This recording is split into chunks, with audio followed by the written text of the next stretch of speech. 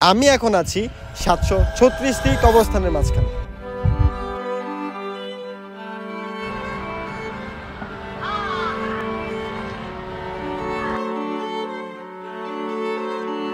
এটা Mainamati war symmetry.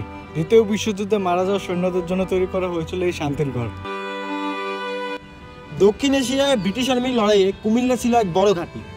আহত আর মৃতদের এখানে আনা হতো। এখানে শুয়ে আছেন ভারত, ইংল্যান্ড, অস্ট্রেলিয়া, কানাডা, এমনকি জাপানের সৈনিক। আজ এই জায়গাটা শুধু ইতিহাস নয়, এটা কুমিল্লার অন্যতম টুরিস্ট স্পট। প্রতিদিন শত শত মানুষ আসে এই জায়গাটার যুদ্ধের স্মৃতিগুলো দেখার জন্য এবং অনুভব করার জন্য।